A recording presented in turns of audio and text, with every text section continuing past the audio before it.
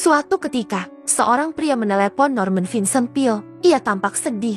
Tidak ada lagi yang dimilikinya dalam hidup ini. Lalu, Norman mengundang pria itu untuk datang ke kantornya. Semuanya telah hilang, tak ada harapan lagi. Kata pria itu, aku sekarang hidup dalam kegelapan yang amat dalam. Aku telah kehilangan hidup ini.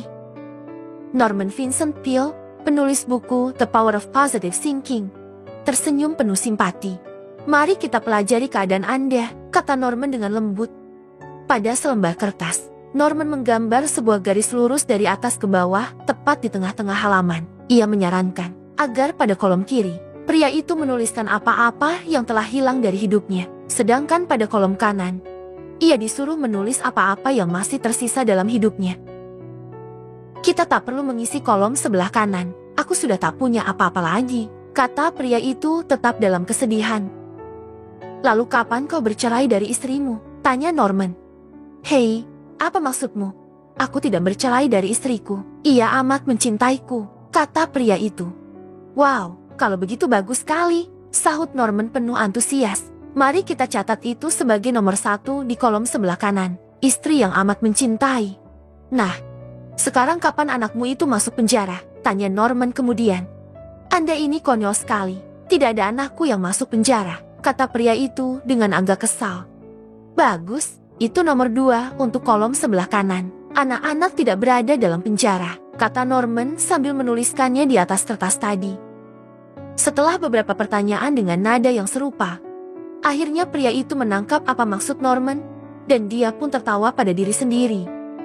Menggelikan sekali, betapa segala sesuatunya berubah ketika kita berpikir dengan cara seperti itu, kata pria itu. Kata orang bijak, bagi hati yang sedang sedih, lagu yang riang pun akan terdengar memilukan.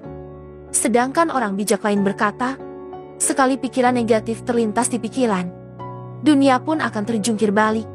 Maka mulailah hari dengan selalu berpikir positif. Tuliskanlah hal-hal positif yang kita pernah dan sedang miliki dalam hidup ini. Bebaskan pikiran-pikiran kita dari hal-hal negatif yang hanya akan menyedot energi negatif dari luar untuk masuk ke dalam diri kita. Dengan berpikir positif, kehidupan ini akan terasa amat indah dan tidaklah sekejam yang kita bayangkan. Objek-objek yang berada di sekitar kita akan sangat tergantung dari bagaimana cara kita memandang dan mempersepsikannya. Lingkungan kita adalah pikiran kita. Lingkungan akan berbuat positif kepada kita jika kita mempersepsikannya baik. Sebaliknya, lingkungan akan berbuat negatif kepada kita ketika kita mempersepsikannya buruk. Jika kita memilih untuk melihat yang baik dan bersyukur, lingkungan pun akan memberikan dampak positif. Sebaliknya, jika kita memandang dengan sikap negatif, lingkungan akan terasa lebih sulit dan tidak bersahabat. Semoga kisah ini menginspirasi kita semua untuk melihat sisi terang setiap peristiwa dan menjalani hidup dengan penuh semangat positif. Terima kasih telah menonton video ini.